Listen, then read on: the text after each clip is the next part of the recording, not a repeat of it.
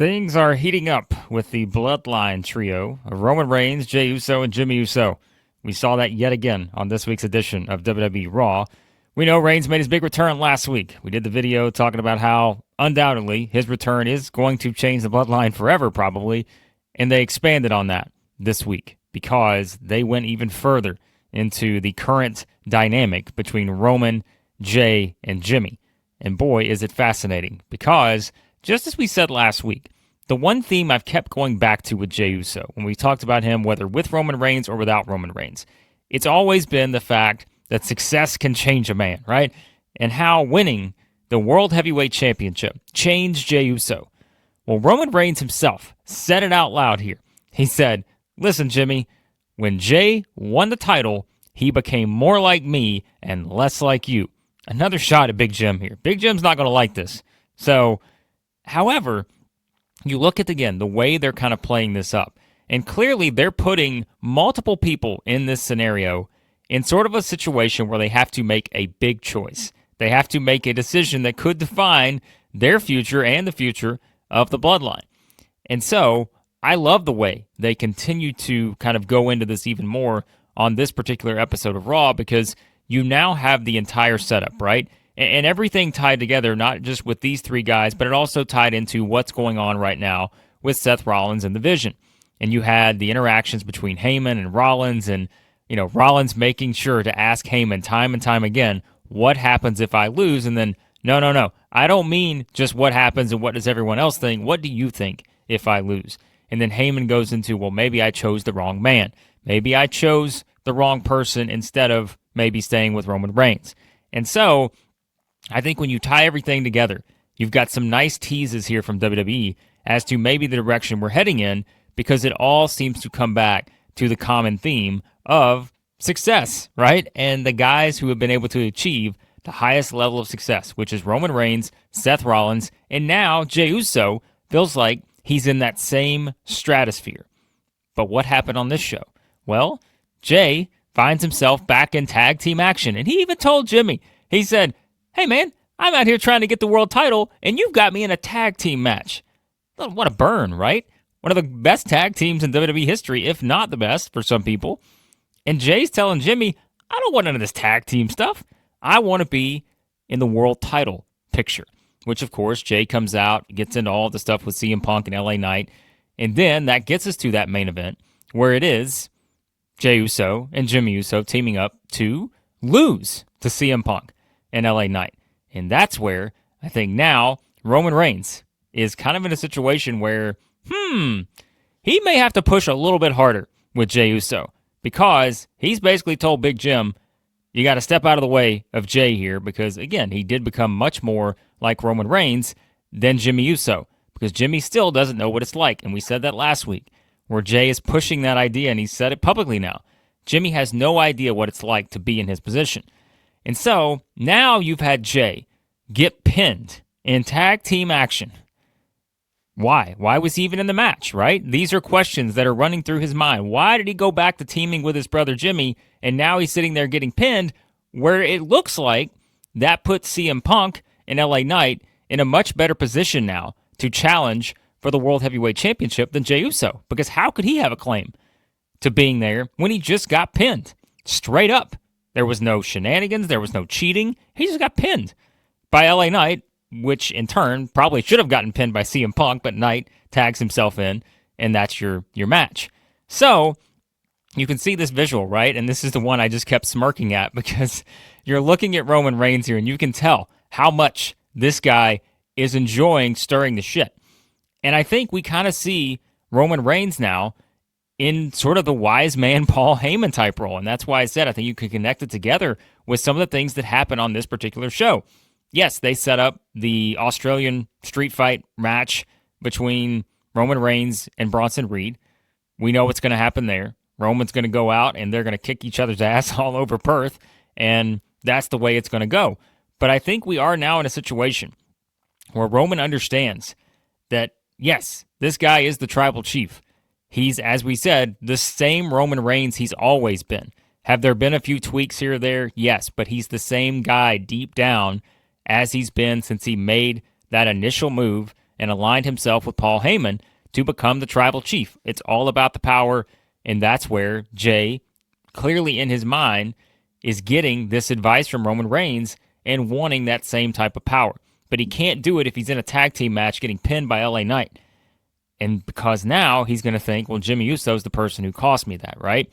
And so I think when you continue to see the way they're playing this up with Reigns, he is the guy in the middle. Anytime they do these particular, backstage segments, it's always you have one guy in the middle, he's giving a look to one of the other guys, and it's just like, where are these three going to fall eventually in terms of who wants what? Because we can tell they all want different things, right? Jey wants to be back as the world champion. Roman wants Jey to lean into that, to get back to being someone who may be the next tribal chief. And Jimmy just looks at it and says, uh-oh, I can see what's coming here, and now he's seeing it play out in real time. So you've got all these decisions that have to be made, and I think it's one where Roman Reigns has a huge choice to make. Does he lean into this even more to where eventually it could lead to Jey Uso's downfall, right? We've already said this is consuming Jey now. Mentally, we see it consuming him every single week. And now what's he going to do? I think this is probably one of the most impactful points we've gotten to yet. The fact that the main event happened the way that it did. And now Jey has every right to just be as pissed off as he's been since this thing started. And so what does that mean, right? Do we see Jey turn up the aggression to a level that we've not seen before? I mean, look at the way they've kind of presented him, right? He comes out on this show. He's not yeeting and all this stuff the way he was before. Sure, you may get some in there, but it's nowhere near the level that it used to be, right? Because he's a much more serious Jey Uso. And so for Roman Reigns, does he come out and now keep putting it in Jey Uso's ear and just being like, hey, just like he told him, who's talking at the top of the hour? CM Punk. Why is it not you, right? And so is Roman going to come out and kind of lead by example against Bronson Reed, where he just has to come out and just smash this guy? Because smash them all, right? Smash them all. Because that's the story here, is that Roman wants Jey focused on smashing them all. He doesn't want him focused on this tag team with Jimmy Uso. He doesn't want him focused on anything else but the power. And that's where this whole Bloodline saga, it became about the power and the control with Roman Reigns. And like we said, if you tie in all the stuff with the wise man Paul Heyman, who is now the Oracle, there's a lot of similar themes that they're playing up here, with Heyman kind of trying to pull the strings with Seth Rollins and Braun Breaker and Bronson Reed, and Roman kind of calling out Heyman's, strategy at the beginning there, where, Heyman's talking in Bronson Reed's ear about, you're on the tribal chief's time now, and all this, don't go out there. And we remember what happened on SmackDown, where, Rollins goes against the advice of Paul Heyman. So all these things are connecting, and this is why I think, for me, WWE, Raw, SmackDown, the stories they're telling have picked up a bit. You guys know where I was at a couple months ago. I was just like, this does not feel the same way it did last year. This is a much different sort of product right now, and I'm not sure what they're going to do to change some of this. But now I think getting back to this has been really fascinating, because I know, like I said, everyone's going to be like, well, the Bloodline kind of ran its course and all this other stuff.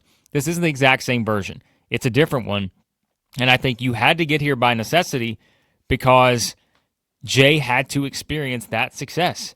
And now that he has, think about everything that they can play off of with Roman Reigns, and, also knowing that Roman is not someone who's just going to sit back and feel like he's just going to glide along here until he retires, right? We know that in the mind of Roman Reigns, there's still something he wants. He wants his title back from Cody Rhodes, right? And so there's all this stuff you can play into it. But where they go from here, honestly, I think it's a little unpredictable, and that's good, because there were a lot of times when you maybe had the lull in the Bloodline story and the whole saga that was playing out week after week, you did kind of have an idea of where you were headed. But now, I'm not sure exactly how this whole thing's going to play out. I know you guys have weighed in with your comments on the video we did last week, and I thought there were some great ideas, some great theories as to how this whole thing's going to go. But when they introduced kind of some newer things this week on Raw, I think they're adding even more layers of what does Jey do next, right? All these questions you've got coming out of it. Well, what's he going to do after then just getting pinned in the main event? What's Jimmy Uso going to do? Is he going to get out of Jey's way? Because now he realizes, man, maybe Roman was right. I just put Jey in a tag team match. He got pinned. Now my brother is further away from what he wanted. And what does Roman do next? Does he maybe have to physically do something that's going to, affect Jimmy Uso or Jey Uso? Who knows, right? These are all things that are on the table. And so I love the way they're doing this because, like I said, I think it's now to a point where you have to make significant choices. If you're Roman Reigns, if you're Jey Uso, maybe if you're Jimmy Uso, maybe you do just walk away, right? Let these two be the downfall of each other. And here we go, back again at the start where it's like it all goes back to Roman and Jey. These two have had probably the most complicated history of any two people in the bloodline. And so that's kind of where they're back to now. And yeah, like I think it's pretty good stuff. So I'm enjoying it, and I think we're going to find out, like I said, if Roman Reigns makes a difficult choice here to either lean in much more on Jey to really give him the tough love of what he needs to hear to try to break away from Jimmy and get back to winning the world title, or else, right? Or Jey, if you're not going to take this seriously, if you're not going to focus, then, maybe the tribal chief has to do something, right? So these are all things that I think are in play, but I don't know where they go from here. I think it is going to be one where probably at Crown Jewel, you're going to get some type of development, I would think. But especially, coming out of that, we're now on the road to Survivor Series after Crown Jewel. And that's where we talked about last week and in other videos here recently. What does the Survivor Series team look like? Well, you have to believe the vision is on one side. And then you would have to think that it is Roman Reigns, Jey Uso, Jimmy Uso, and someone else on the other side. Maybe it's Punk again, right? Maybe it's a John Cena. How do you tie all that in? So that may be where sort of the biggest maybe chapter of this story is written, is that Survivor Series, because we know it's all about the slow burn too in WWE. They're not going to be in a hurry to rush this stuff. They're going to tease us with all these little things that they can, but they're not going to be in a hurry, especially when we know they're headed towards Survivor Series, in a month and a half or so, in a stadium-type show, and you need a big crowd. I think they're building this up in a great way to make us go into that match potentially and be like, I don't know who's going to do what. Like, who's going to turn on who? Is somebody going to turn here? Somebody going to turn there? We don't know. And so, Jey Uso, he'll turn. Jimmy Uso, he'll turn. Like, Roman Reigns, I think Roman Reigns is Roman Reigns. Like, I don't know that you can just turn Roman in one of these scenarios right here because he's Roman Reigns. He is who he is, right? He's not your straight-cut 100% babyface guy that you want to cheer all the time. He's going to make decisions that, maybe go against the norm, but they're just the fact that it's built into the power and control of being the tribal chief. And so, all that to say, things are heating up, folks. I'm enjoying it. I'm excited about it because I do think it's one where they've got a lot of things they can explore with these relationships right now between these three. And I mentioned, Roman's not going to be happy about how things went with Jey. Roman's probably got some choices to make as to how he's going to maybe lead by example or figure out exactly how he wants to approach this with Jey moving forward. And then, of course, Jimmy has got to decide, what does he do in this whole thing? So they've set up a lot of great stuff, I think, story-wise, and we'll see how it plays out. You guys let me know what you think. How do you see it going from here now that we've seen it, on this week's Raw, everything that went down? What are your predictions for what they do next with these three? Let me know. Always appreciate your feedback, guys. Hit the subscribe button, hit the like button as well, and let me know your predictions for what's next with the drama. It's back with the Bloodline.